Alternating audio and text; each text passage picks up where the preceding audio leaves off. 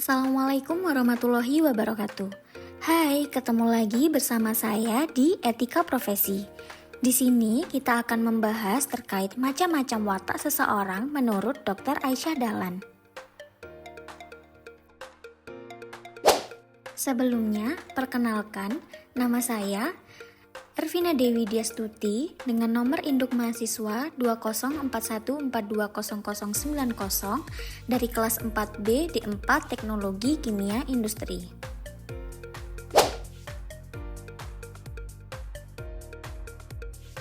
Kebanyakan dari kita pasti mengira bahwa watak dan karakter adalah dua hal yang sama. Akan tetapi, kedua hal ini tentunya berbeda.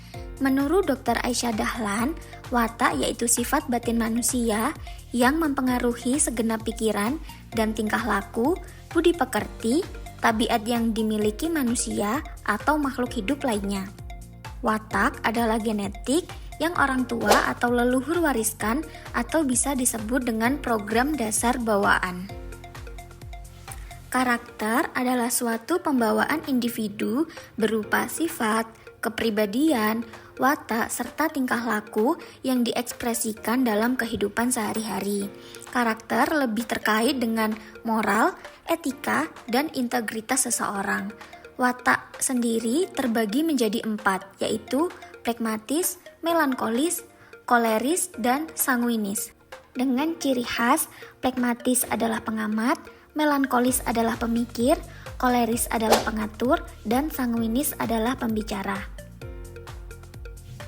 Fungsi dari mengetahui tipe kepribadian atau karakter diri adalah untuk mengoptimalkan perubahan diri ke arah yang lebih baik dan positif.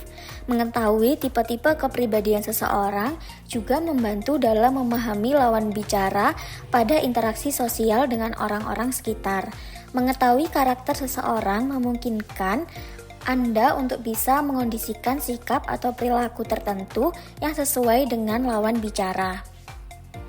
Jadi, meskipun teman-teman memiliki watak yang sama, tetapi teman-teman pasti memiliki karakter yang berbeda.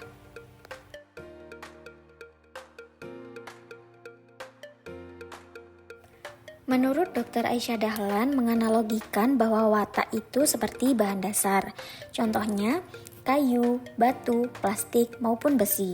Dari bahan-bahan tersebut, jika dibentuk dengan menggunakan alat yang tepat seperti menjadi meja kayu, meja besi, meja plastik, ataupun meja dari batu, untuk menjadikan bahan dasar tersebut menjadi bahan yang dapat digunakan, menurut Dr. Aisyah Dahlan dibutuhkan alat yang tepat untuk membentuknya. Ini berarti bahwa watak dasar seseorang dapat dibentuk jika dapat mengenali kelebihan dan kekurangan watak seseorang. Dengan begitu, seseorang akan tahu alat apa atau dengan cara apa mereka membentuk karakternya. Menurutnya, semua karakter itu baik, namun masing-masing watak memiliki kelebihan dan kelemahan masing-masing. Seiring dengan berjalannya waktu, watak pun bisa berubah. Meskipun begitu, watak dasar seseorang yang berada di lobus parietalis yang tetap mendominasi. Kalau kita berbicara mengenai watak, menurut Dr. Aisyah Dahlan ada 3 besar watak. Apa aja sih? Yang pertama ada introvert, yang kedua ada extrovert, lalu yang ketiga ada ambivert. Yang pertama adalah introvert. Introvert adalah salah satu jenis kepribadian yang lebih senang meluangkan waktu sendiri untuk mengumpulkan energinya, merasa lebih nyaman, berfokus pada pemikiran dan batin mereka sendiri, dan menikmati menghabiskan waktu dengan 1 atau 2 orang saja. Kelebihan tipe kepribadian introvert yang pertama, berpikir sebelum berbicara, pendengar yang aktif, teliti dan jeli, lebih mudah mandiri, hormat terhadap banyak hal, bisa menjadi mediator yang baik dan memecahkan masalah, bisa menjadi sumber penyemangat dan kreatif. Sedangkan untuk kekurangan tipe kepribadian introvert yang pertama, terlalu menghabiskan waktu sendiri, banyak memilih diam, tidak memiliki relasi atau jaringan, mudah mengalami depresi, dan memiliki sistem imun yang lemah. Yang kedua ada ekstrovert. Tipe kepribadian yang dikenal dengan sifat ramah, ekspresif, dan mudah bergaul. Hal ini dikarenakan orang yang mempunyai kepribadian ekstrovert cenderung merasa lebih berenergi setelah berinteraksi dengan orang lain.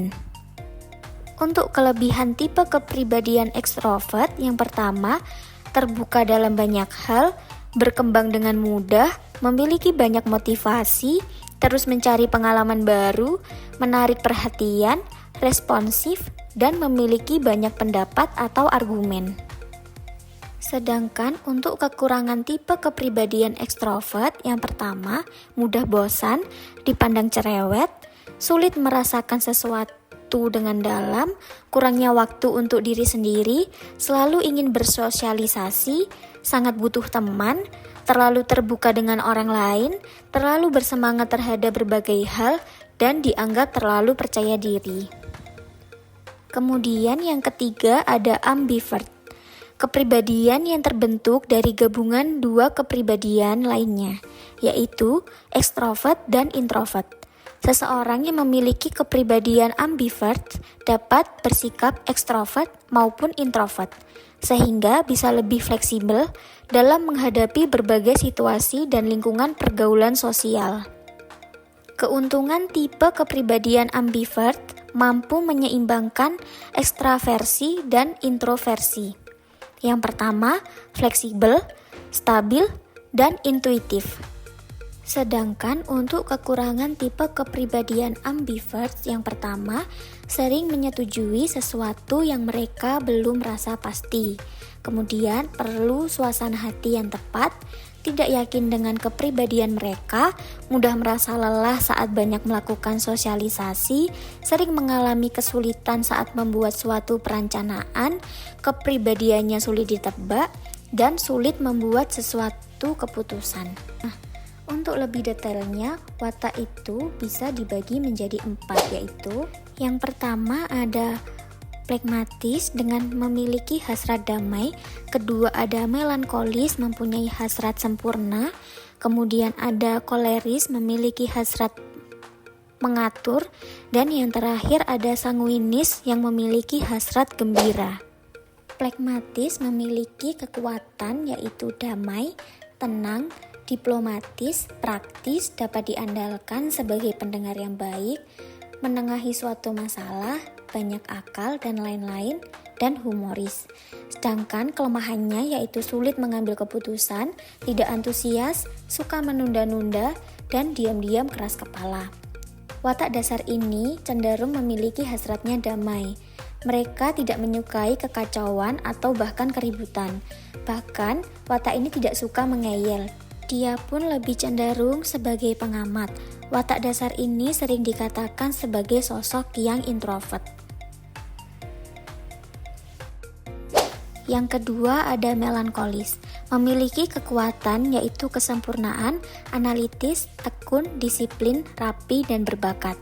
Watak dasar berikut ini memiliki hasrat sempurna, sedangkan kelemahannya yaitu rendah diri, tidak fleksibel, dan curigaan. Watak ini cenderung sebagai sosok yang pemikir. Mereka juga terlalu berhati-hati dalam bertindak. Meskipun begitu, kehati-hatiannya itu menandakan bahwa dirinya takut salah. Sosok ini memiliki tipe introvert. Kemudian ada koleris, memiliki kekuatan yaitu pemimpin, berkemauan keras, tegas, produktif, independen, dan memiliki visi.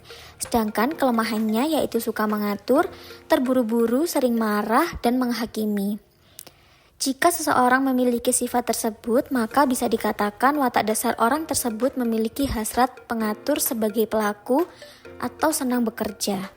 Terkadang, belum dipikirkan, watak ini sudah melakukan action. Pengennya selalu cepat, kelemahannya terburu-buru. Sosok ini memiliki tipe introvert.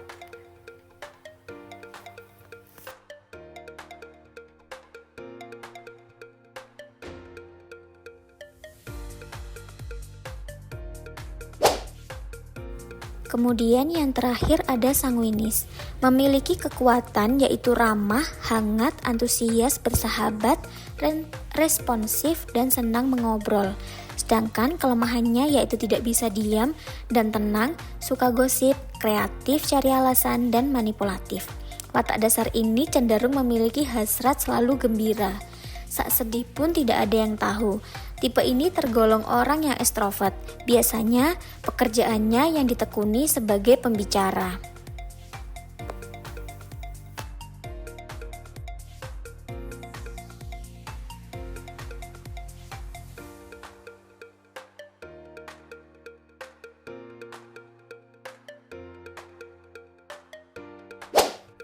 Jika ingin mengetahui watak seseorang, menurut Dr. Aisyah Dahlan, lebih terlihat saat masih usia di bangku SD. Sebab jika usia menginjak dewasa atau sudah banyak pengetahuan dan pengalaman, akan lebih sulit mendefinisikan watak dasar seseorang, sebab ada keterlibatan watak pembelajaran di dalamnya. Dalam seminar yang dipaparkan oleh Dr. Aisyah Dahlan, keempat watak ini dipaparkan dalam bentuk diagram seperti ini. Pada diagram ini sudah dirangkumkan mengenai kelebihan dan kekurangan dari masing-masing watak, sehingga memudahkan kita dalam mengidentifikasi watak diri kita. Menurut saya, watak saya yaitu cenderung ke flegmatis dan melankolis. Mengapa flegmatis? Karena saya adalah tipe orang yang cenderung lebih rileks, tenang, dan bisa dibilang easy going. Saya juga punya niat yang baik dalam hal simpati dan peduli dengan orang-orang sekitar. Orang dengan tipe ini memiliki ciri-ciri antara lain tenang atau kalem, setia, cenderung menghindari konflik, senang menolong sesama, sulit beradaptasi dengan kebiasaan baru, dan saya juga suka menjadi pendengar yang baik untuk teman-teman saya yang bercerita. Selain itu, saya juga dapat menengahi sesuatu masalah yang terjadi pada teman saya. Kemudian, mengapa melankolis? Karena saya adalah tipe orang yang sempurna, analitis, tekun, disiplin, rapi, dan berbakat. Saya cenderung bersifat privat, analitis, dan faktual dalam berkomunikasi. Seseorang dengan tipe ini membutuhkan informasi, waktu untuk berpikir, dan rencana yang detail agar bisa berfungsi secara efektif. Watak ini cenderung sebagai sosok yang pemikir. Mereka juga berhati-hati dalam bertindak. Meskipun begitu, kehati-hatiannya itu menandakan bahwa dirinya takut salah. Karena saya memiliki watak flematis dan melankolis, maka saya tergolong kepada orang yang introvert. Jika memiliki dua watak di atas, berarti kita tergolong ke dalam orang yang introvert. Dan sebaliknya, jika kita memiliki dua watak sebaliknya, maka berarti kita tergolong ke dalam orang extrovert.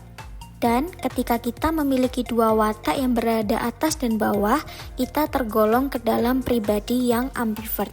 Namun, ketika kita merasa watak kita silang atas bawah, berarti salah satunya bukan watak bawaan, namun watak karena pembelajaran. Karena pada otak kita tidak ada yang bersilangan. Nah, untuk kita bisa mengetahui watak kita itu apa, maka kita harus menyesuaikan sesuai diagram di atas.